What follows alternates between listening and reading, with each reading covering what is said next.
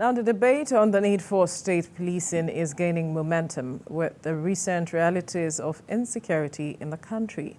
With rising cases of violence, kidnapping, amongst others, the pan-Yoruba socio-political organization Afenifere, Ohanaeze Ndigbo Worldwide, and other prominent ethnic groups have advocated for the federal government to allow states to run their police.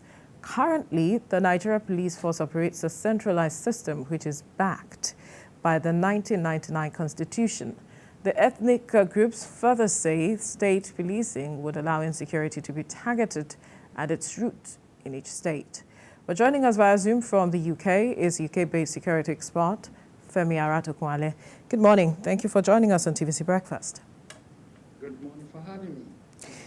Now, is state policing the answer to Nigeria's security problem? Good morning, Nigerians, and good morning, everyone watching TVC this morning.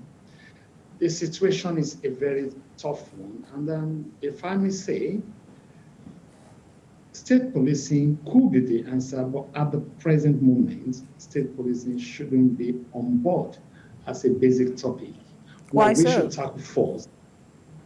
Excuse me, what did you say? Why so? Oh, why so? That's exactly the point where I'm coming from. Right. The question is we need to have a very good structure, a very good background, and a strong architectural design for the security we have in Nigeria today. At the moment, we do not have it. I personally, myself, I have been advocating for a strong security architecture in Nigeria, which we are trying to have, but some elements, some people are actually cashing out, using it as a self-gain to themselves, whereby making security a real big business to themselves and making it a terrible thing for Nigerians today. So this is why I said it is not viable, it is not the best at the moment, and everybody should look into why do we need it?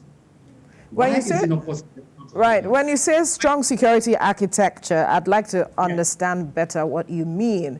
What is wrong with our security architecture? What is lacking that it's not strong enough for us to achieve what we need to in terms of having a state security?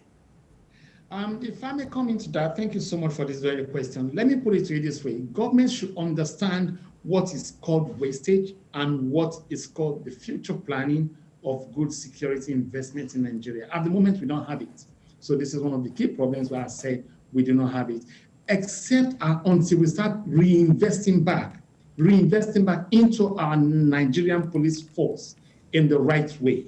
Then we will see that state policing might be the next thing for us to do. But if we refuse to reinvest back in them, if we refuse to redeploy them, retrain them, give them better welfare, please tell me, what do we think we're going to have to do with the state policing? It's going to be the same thing at the end of the day, because they want to follow the same platform. Nothing has changed. Let us look at the issue of last month. Let us take last month in Lagos as a body example.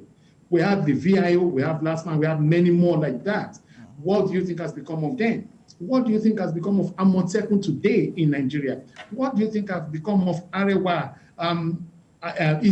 whatever they call them in the north today? What has become the Ebubeagu in the east today? They are just fundamentally destroyed one way or the other politically. So until we have a very strong one for Nigeria, as in this is our base, this is our Nigerian security structure, this is our security foundation, then we can have a better way to do it. Let us think of man-o-war, for example, now.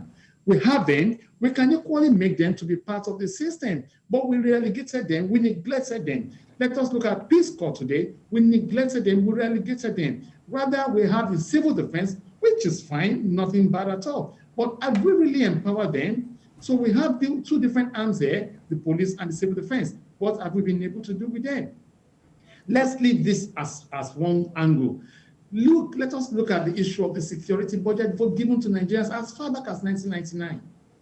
As far back as 1999, Constitution has said that, okay, security should be given a top priority. But have we actually done anything with them? Look at our police stations today. Do we have anything like computer desktop, let alone laptop, or new technology that will help them to fight insecurity in Nigeria? We see our security personnel looking haggard, looking not so interesting at all to us. But when we come to foreign areas, we see how they have actually developed, kitted up, and given them a better welfare. So we have a long way to go until this new or this present administration see it as a tough case for them to answer. Then state policing can be the right answer. But at the moment, I don't think is the best answer to go for. Okay, so you talked earlier about reinvesting into the police force. We've seen situations where governments have pumped in equipment, pumped in funds into the police force, but we still have the situation that we have till now. National security is jeopardized at every point, and we have crisis everywhere.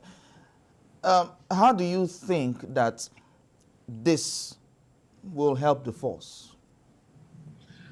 That's a very good question. Some weeks ago or some months ago, I was actually interviewed by one of the Nigerian TV stations, and I told one of them that, look, this is December period, and we know what happens in Nigeria, especially within our roads. The question is this: have we been able to even call like a state or like a town hall meeting between the NURT, the police, the road safety, and many more different security agencies together to form an alliance and understand how do we protect and how do we make our roads safe for the users? Okay, let me put it to you this way, and I want you to please give me a very good answer, and I want Nigerians as well to please join in this conversation. Ever since we've been doing launching and commissioning of different kind of security equipments, how many have you actually seen with our police forces along our roadside? Each time they develop and they commission helicopters hovering around, how many helicopters have you seen hovering around communities, or perhaps doing a joint force around Lagos, Ibadan, Benin, or Express Road and other areas as well? These are the reasons why other governors or other states or Ohanaeze and Afenifere are advocating for state policing. Until we have this done, we will not have a good answer. Don't forget, we are now in a situation whereby trust is an issue with Nigerian police force, trust is an issue with the government, trust is an issue with the government and the governors, and trust is equally an issue with people we give the security business to do. So how do we go about it? Is by coming out in a more transparent way to look into different things and ask ourselves, are we doing the right thing for the country, or we're doing the right thing for ourselves? Are we trying to cash in, or we're just trying to, lie on the basis of, on the pretense of we are doing so much, but results are not seen? Don't let us forget one basic fact. Any good security in any country will drive in big-time investment, and good investors will want to come down there. That is why you see foreigners coming abroad, foreigners coming everywhere into UK, US, and all the rest because of good security. If you have good security, you have other social welfares fall in place. But if you don't have good security, other social welfares will definitely be crumbled, and we definitely have no headway. So if you're talking about trust issues now, don't you think that with state police, we might still have this sort of situation? The fact that because Nigerians don't trust the national police, the central police force, that will trickle down to state police. This is why I said we need to look again back into the foundation and the basis and the core root of our problem, which is trust issue. This is why we need to re-strategize, reform our police officers, reform the institution, reform, we have the criminology students in Nigeria today. Well over 26 campuses, universities are actually offering criminology as a course in Nigeria. Why can't we make them to be part of it? Why can't we use these young boys and girls and use their ideas and brains and put it back into use for the country? Why are we so much putting a whole lot of things into wastage and thinking the old idea of our 1950s is still the best way? When others are moving on, I could see our security system sliding backward. That is why we see cybersecurity going off and on everywhere. That is why we see so much, how do I put it this way? lack of confidence within our police officers and the member of the public. That is why we see so much lack of good customer service between the police and the member of the public. How will the member of the public respect our police officers if they are not well trained? How would they ever see trust in them if we cannot be open to them that this is what we are doing? Why do you think a lot of people will trust them if there is no good accessibility to the police stations, if there is no good response squad, rapid response, and so much time in phone calls to look into cases that are meant to be petty, but we made it to be issues? A case study is case of Mohbad.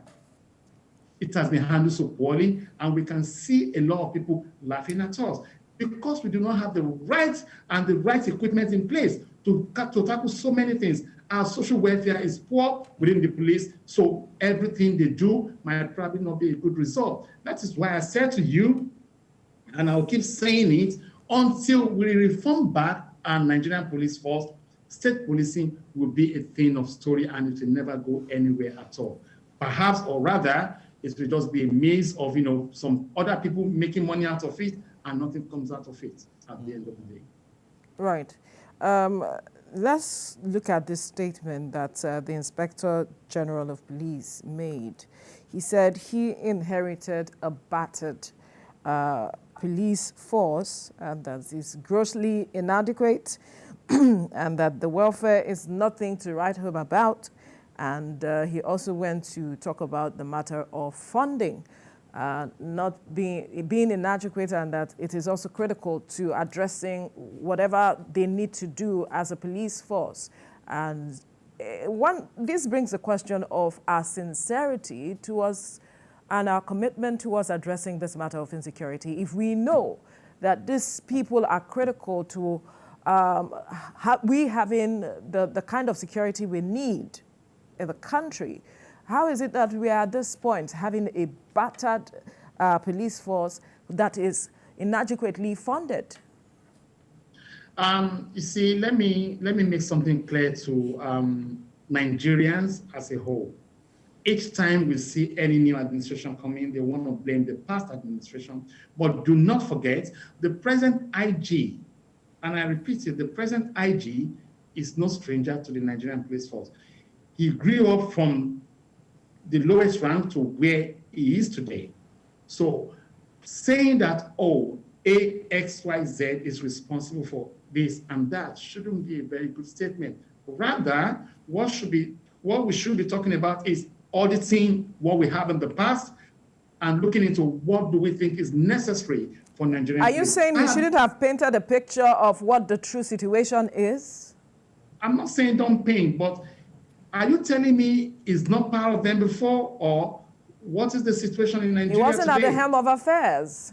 But it was part of the committee. What could he have done?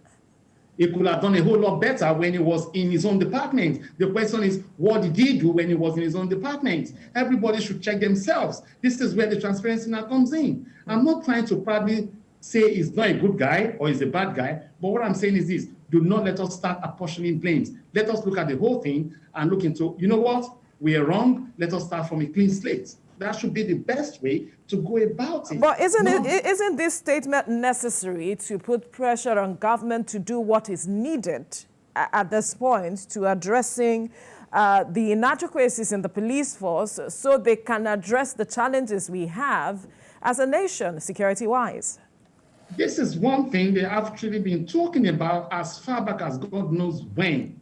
And this is why I said the statement, to me, is not the best at this point in time. What should be the best is we want a new reformation. We want a new ideas. We want new tactical being in our police force. We want to reform our own strategy. Let us have a new strategy in place. We're not having that. So don't let us start apportioning blame or blaming the government or suggesting the wrong thing to the government. It is not the right tune. What Nigerians want to see right now is a good force working with other security agencies. Do not forget one thing. When was the last time, let me put it this way, a security guard in Nigeria was actually being trained to understand certain things, let alone the Nigerian police force? When was the last time you see any of these people go on holidays? When was the last time you see them given some kind of, mandatory training program to go through that member of the public can actually see and assess? Do you think Nigerian government in the Nigerian police force, do they have websites? Do they have emails, not Gmail or Yahoo Mail? We're talking about mentioning like Egbeyemi, IGP at police dog, blah, blah, blah. Trickle down to the last constable. Do they have all this? Do they have what they can use to work in town, within the community? Do they have walkie-talkie to walk around? Apart from those in the police station, that's a part of the reforms we're talking about. We don't have it.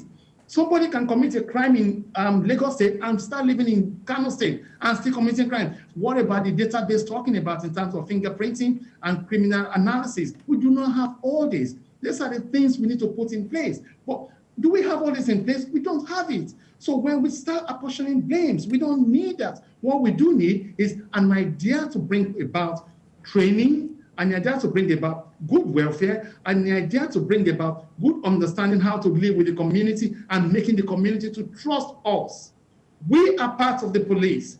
Police are part of us. They are our brothers and sisters, but they need our help and we need their help as well. Because their uniform make them to be in authority, but the moment they leave or take off their uniform, they are a member of the community as well. So we need to understand how to live together in one harmony, in one understanding, and be truthful to ourselves. At the moment, police and the member of public seems to have lost the word trust. And the government should look into their faces and tell ourselves, instead of buying all these SUVs you're buying, let us channel this money into security so that everybody can be safe. Is it a must that every senator, councillors, and everybody must go around with security officers? No. But because of the insecurity, they are looking into themselves and leaving the community to fend for themselves, or perhaps to believe in God only and leaving the physical security to restructure itself. It's not going to work. If we keep going into this angle, as in the security has got to be for the government alone and leaving the community behind, it is still not going to work. We need them because a good security will bring in a good investment in Nigeria. But without that, we will not go anywhere. We'll just be dancing around as if we're in a barbing salon with a barber chair rolling and rambling up and down. This is what we're going to have at the end of the day. And we don't want that. Okay, so talking about reforms now, President Bola Ahmed Tinubu has set up a constitutional review committee to carry out comprehensive police reforms. That's as far back as early as October, towards the end of October. So looking at all of this, and you've consistently talked about reforms to be put in place to overhaul the Nigerian police. If you were to handle the police and to suggest some reforms now, what will that be? Thank you for this question, and I think I will just say this way. The reforms in Nigeria doesn't take up to between 3 to 6 months. The first thing is this: who are the well-qualified people that really want to work in the Nigerian police? What is their welfare package going to be? And I can assure you, you will see how loads of brilliant Nigerians, both home and abroad, will troop in because they want to make Nigeria great again. You will see how people will be competitive into different posts and different ideas and different roles will coming into place because we know exactly what the problem is. But politically, will that ever work is the question. Politically, will that give room for good security in Nigeria? No, let's leave the political angle first, because before all of... I'm telling you, if we want to leave the political angle first, politics will come into place. Definitely. But what about the mindsets of the men of the force itself? Leave politics out of it first. This is what I'm saying to you. This is what I'm saying to you. Let us try to be very tactical here. When you say the mindset, we have some people with good ideas who want things to work in the Nigerian police force themselves. I can name names, but it's not just worth it naming names. I have met with people that say, you know what, we want things to work, but people at the top, who are the people at the top? We know them. What is this Police Service Commission doing when we have the real personnel not being given the right things to work with? So what are we talking about here? So why not just let us scrap some stuff that are actually not working at all, that is actually gulping all these security budgets, all these finances. Let us scrap some stuff and see what will work in Nigeria. What we want to see work in Nigeria is we want something that anybody can easily access, which is the website, how to report cases, how to get feedback from the cases they are reporting, how not to ask the police to please, if you want to go to the police station, you have to buy a piece of paper, you have to buy a pen, you have to pay for this and pay for that. No, The budgets are there, but where are they today? So we have a lot to scrap and we have a lot to put together, which simply means a lot of graduates need to be re-empowered back and, redeployed back into the Nigerian police force. That is the first way to go. Really? Then the training, because we have different kind of training programs we need to put together. How many graduates want to be part of the police force? Okay, if you want to talk about the graduates, do you know the number of criminology students that are out there who are graduates and they have nothing to do? They think about themselves as no future, nothing to do. Do they apply whenever the police opens up applications? Do they need to apply? What does it cost the Nigerian police situation to, like, you know what? It's to follow due process. It is not about, you see, this is the problem. It's not about following the due process. It's about opening the channel for them. It is about opening the channel for them. That, okay, from year 4 or from year 3, this is how you're going to do your internship. This is what you're going to do. This is how to go about it. It is not about following due process as in, oh, the form is out, come and take the form. Before you know it, the next thing is, do you know who can help me in this? Do you know who can help me in that? The channel must be open. It must be transparent. This is part of the transparency we talk about. We do not have this in the system. So how do you want to have them in the Nigerian police force?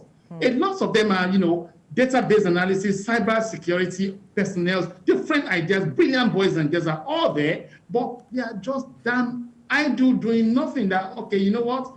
It's free for all. After, if I finish up, there's nothing for me to do. So let me start looking into what else I can do. Meanwhile, we have all this brain destroyed without knowing it, and they travel abroad, and you see them excel better. So has the school looked at collaborating with the Nigeria Police Force? Have they opened conversation on seeing how they can collaborate? You know how many times they have actually opened this conversation with them? You tell me, it seems you know more, so tell us about that.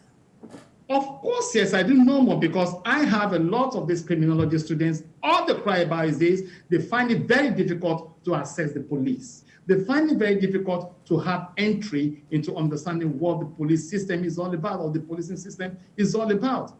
So what we need to do now is, what is the connection? How do we connect them together? How do we make them accessible to not only the Abuja police headquarters, but all police stations across board? This is a system that should work. This is why technology is key, is important within the Nigerian police force. It is not just about, oh, we're doing recruitment 2023, 2024 recruitment. It has to be an ongoing thing every time, every minute, every second, every time. If we do not have this, then we will not have a good balance into how do we want to restructure Nigerian security system. Don't forget, in 5 years' time, we might probably have a crash fall in security personnel within the Nigerian police force. Right. So, okay. Guys, we're talking about is the question. Right. There's this question I want to ask you. The president just ordered the withdrawal of police escorts from VIPs in order to develop community policing strategy. That conversation is still on. So I'm wondering what your position is on this decision by the president. Yeah, the president spoke well, and this is something they've been speaking and talking about as far back as 1999. Every single president will say it. Even every single IG that's been in this new, whatever any administration will first say, that's been the norm. It's like Christmas song right now.